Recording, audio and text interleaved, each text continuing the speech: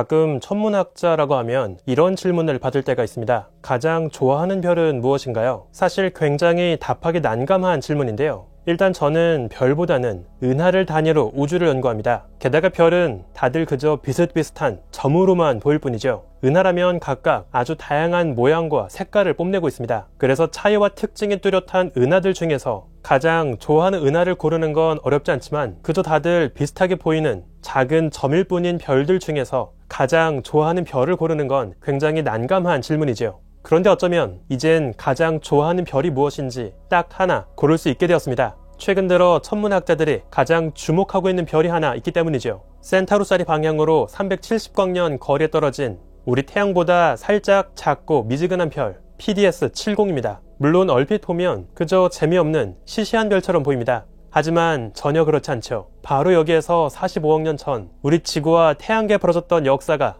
정확히 똑같이 재현되고 있기 때문입니다. 우주먼지 엔터타임즈, 말 그대로 우리 지구의 과거를 반복하고 있는 PDS-70의 놀라운 비밀 두 가지를 소개합니다.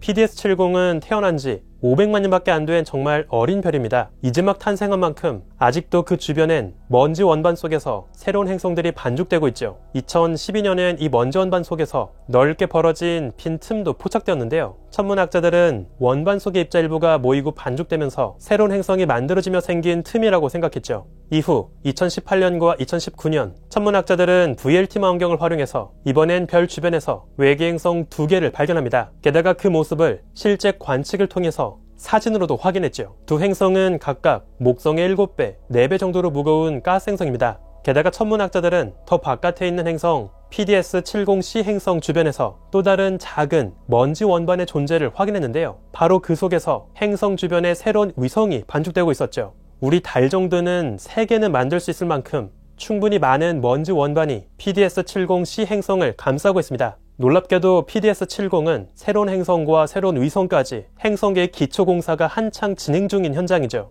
그런데 최근 PDS-70에서 또 다른 새로운 존재가 다시 발견됐는데요. 이번에 천문학자들은 전파 망원경 알마를 활용해서 다시 한번 이곳을 바라봤죠. 그런데 안쪽 행성 PDS-70b 주변에서 희미한 얼룩을 하나 더 포착했습니다. 워낙에 흐릿한 얼룩이라 측정은 어렵지만 천문학자들은 최소 우리 달 질량의 3%에서 최대 달 2개까지의 질량이 모여있는 먼지 구름 덩어리라 추정하죠. 놀랍게도 PDS-70b 행성 바로 옆에서 또 다른 행성이 하나 더 반죽되고 있다는 뜻입니다. 더욱 놀라운 것은 이번에 새로 발견된 얼룩이 PDS-70b 행성과 같은 궤도를 공유하고 있다는 거죠. 이번에 새로 발견된 이 구름 덩어리는 중심별 PDS-70과 그 옆 행성 PDS-70b와 함께 60도 정도 벗어난 곳에 위치하고 있습니다. 이건 정확하게 중심별과 그 주변의 행성 둘 사이의 중력이 균형을 유지하는 라그랑주 포인트에 해당하죠. 우리 태양과 지구 주변에도 총 5가지의 라그랑주 포인트가 존재하죠. 태양과 지구 사이 L1, 태양 반대쪽에 L2 포인트가 있습니다. 참고로 L2 포인트는 최근 제임스 웹과 유클리드와 같은 우주망경들의 궤도가 돌고 있는 곳이죠. 한편 지구 정반대편에 L3 포인트, 그리고 마지막으로 지구와 같은 궤도상에서 60도 정도 벗어나 있는 L4와 L5 포인트가 있습니다. PDS-70 별 주변에서 이번에 새롭게 포착된 구름 덩어리는 정확하게 PDS-70b 행성의 L4, L5 포인트 위치에 놓여있죠. 만약 이 구름 덩어리가 또 다른 작은 행성으로 반죽된다면 결국 행성 2개가 정확히 같은 궤도를 공유하게 되는 겁니다. 우리 태양계도 보면 가장 덩치 큰 행성 목성 주변 L4와 L5 포인트에서 소행성들이 안정적으로 붙잡혀 함께 돌고 있죠. 이 소행성들은 목성과 같은 궤도를 공유하고 있습니다. 이것을 트로이군 소행성이라고 부르죠. 하지만 천문학자들은 단순히 작은 소행성뿐 아니라 아예 또 다른 행성이 L4나 L5 포인트에 함께 놓인 채 같은 궤도를 공유하는 것도 가능할 거라 추정합니다. 하지만 지금까지 실제 발견된 사례는 없었죠. 그런데 드디어 그 실제 사례로 의심되는 현장이 포착된 겁니다. 일명 트로이군 행성이라 볼 수 있죠. 재밌게도 이번 발견은 45억 년 전 우리 지구의 머나먼 과거를 떠올리게 하는데요. 지금은 지구 궤도에 행성이 딱 하나만 돌고 있죠.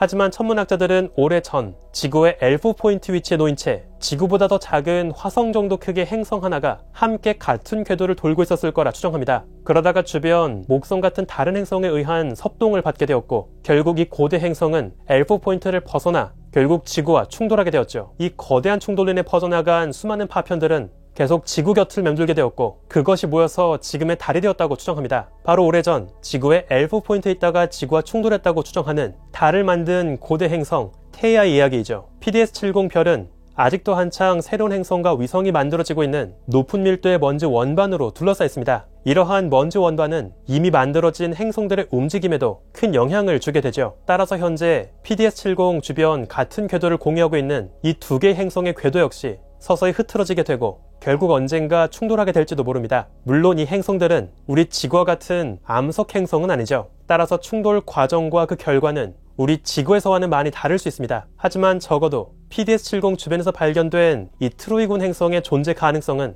오래전 우리 지구와 부딪히며 달을 만들었을 거라 추정하는 테이아 가설에 힘을 실어주죠. 한편 이 놀라운 현장을 최근 제임스 웹도 포착했는데요. 천문학자들은 미리 장비를 활용해서 PDS 주변 먼지 원반 속의 성분을 검출했죠. 그리고 바로 여기서 물 분자, 수증기를 확인했습니다. 중심 별 주변에서 1억 6천만 킬로미터 거리에서까지 물 분자 수증기가 존재하죠. 이건 우리 태양과 지구 사이 정도 거리에 해당하는데요. 사실 그동안 천문학자들은 갓 태어난 어린 별 주변에서 이렇게나 가까운 범위에선 수증기가 대부분 증발할 거라 생각했습니다. 뜨거운 어린 별에서 방출되는 강렬한 자외선빛 때문에 물이 대부분 날아갈 거라고 본 거죠. 그래서 보통 물과 얼음은 별에서 멀찍이 벗어난 범위에서만 살아남을 거라 생각했습니다. 그런데 이번 발견은 생각보다 훨씬 별에 바짝 붙은 범위에서까지 물과 수증기가 존재한다는 것을 보여줍니다. 천문학자들은 중심 별빛을 에워싼 먼지 원반을 통과하면서 별빛이 에너지가 더 적은 적외선으로 변하기 때문이라 추정하죠. 강렬한 자외선이 아닌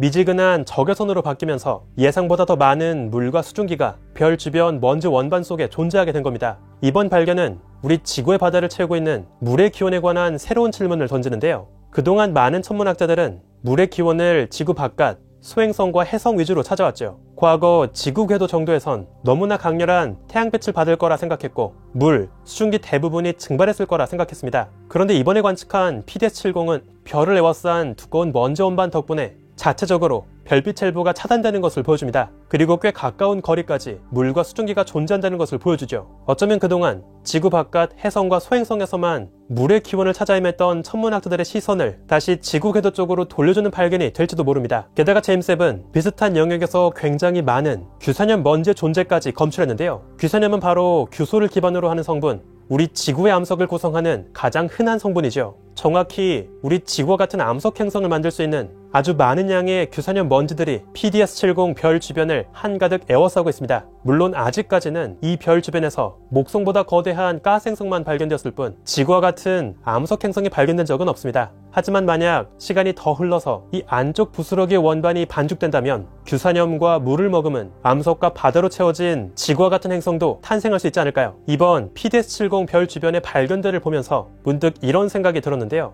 우리 지구에서도 지역에 따라서 원시적인 방식으로 살아가는 부족도 있고 훨씬 현대적인 도시 국가들도 있습니다. 같은 시기에 이 같은 지구 안에서 수백, 수천 년의 시차가 공존하는 셈이죠. 우리 우주도 마찬가지입니다. 천문학적으로 봤을 땐 갓 형성되기 시작한 어린 항성계 PDS-70은 우리 지구와 태양계에 비해선 40억 년 뒤늦게 시작한 세계입니다. 덕분에 PDS-70은 시간을 거슬러 머나먼 과거, 우리 태양계의 탄생 순간을 되돌아볼 수 있는 놀라운 경험을 간접적으로 할 수 있게 해주죠. 동시에 또 어딘가에선 반대로 우리 태양계가 40억, 50억 년 뒤에나 맞이하게 될 별의 폭발을 이미 경험한 또 다른 세계가 공존하고 있습니다. 바로 이렇게 수십억 년의 시차를 두고 앞서거나 뒤처진 세계가 함께 공존하고 있는 것이 바로 우리 우주의 모습인 것이죠. 우주먼지 엔터타임즈, 오늘은 여기에서 마칩니다. 구독과 좋아요도 부탁드릴게요. 우주먼지 여러분, 감사합니다. 안녕!